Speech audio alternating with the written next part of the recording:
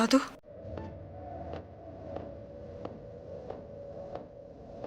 পারুল দিদি,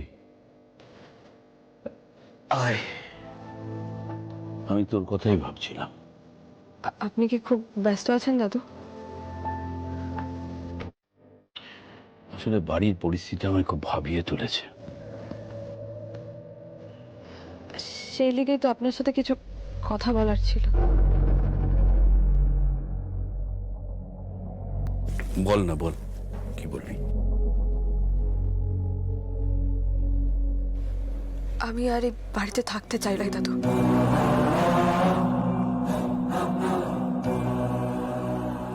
আপনি দয়া করে আমায় পিজিতে থাকবার ব্যবস্থা করে দিবেন। পিজি? হ্যাঁ দাদু। কে তোকে কি বলেছে বল আমাকে। নতুন করে আর কে কি বলবে? আমি কি আর কিছু বুঝতে পারি নাই বলুন তো?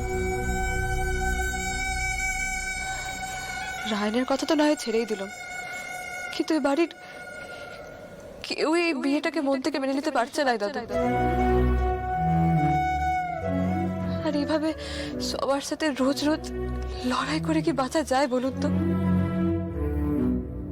আমি আমার ভবিতব্যটা মানিয়ে নিয়েছি দাদু, কিন্তু এখন আমি সারাদিন এই লড়াইটা করব না মন দিয়ে লেখাপড়া করে নিজের জীবনটা গড়ে তোলবার চেষ্টাটা করব? তার থেকে ভালো আমি দূরেই থাকি, পিজিতে।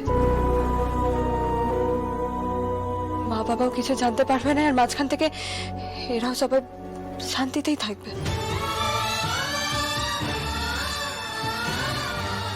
তাই আজকে আপনার কাছে একটা রিকোয়েস্ট করছি দাদু, যদি এই 2টা বছর আপনি আমার পড়ালেখার খরচটা দেন। আমি এমবিএ পড়ে নিয়ে চাকরি পেয়ে আপনার এই সব টাকা আমি শোধ করে দেব দাদু।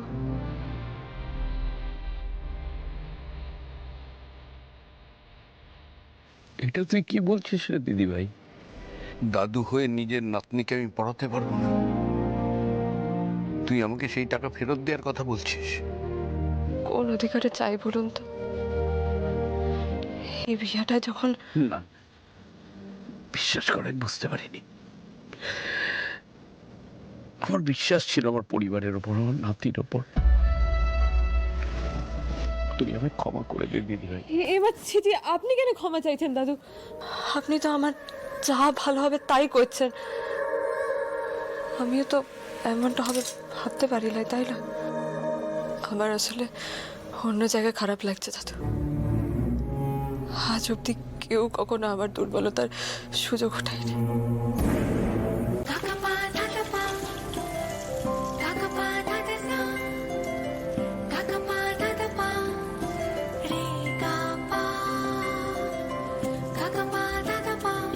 এই ছোলার ডাল তো বিরাট থাকতো দাদু।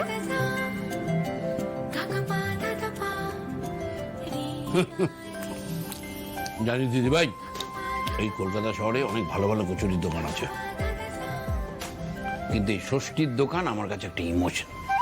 কেন গো দাদু? গতকাল তোকে বলেছিলাম না, গুজরাটে চাকরি ছাড়ার পর আমি কলকাতায় এসেছিলাম ব্যবসা করতে, কিন্তু ব্যবসা করার টাকা আমাকে কে দেবে বল? সারাদিন রাস্তায় ফ্যাপা করে ঘুরে বেড়াচ্ছি, পকেট ঘরের মার খাবার টাকা নেই। তখন এই ষষ্ঠী দিনের পর দিন আমায় ধারে কচুরি খাইয়েছে। দিনের পর দিন ধারে খাইয়ে গেছেন? হ্যাঁ রে দিদি ভাই। সে ধার কিন্তু আজও শোধ হয়নি রে। তা আজ শোধ করে দিবি নাকি রে আসু?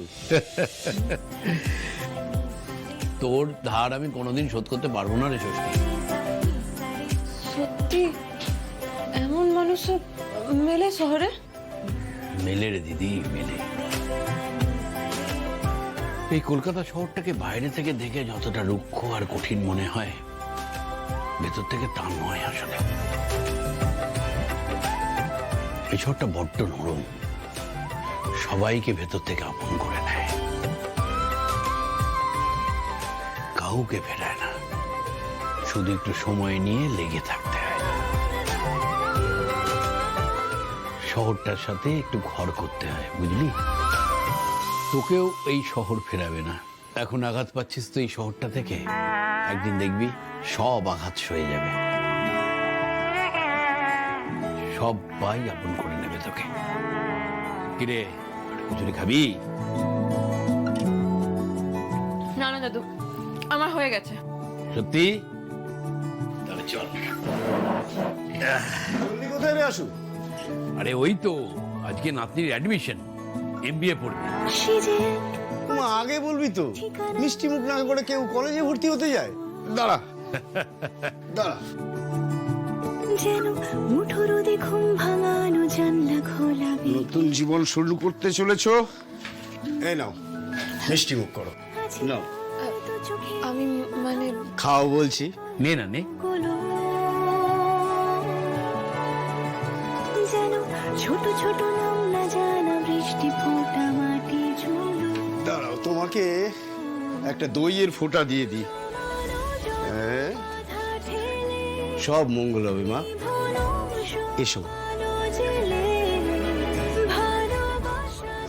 সত্যি তো শহরের লোকেদের যেমনটা ভেবেছিলাম আসলে তো সবাই এমনটা নয়।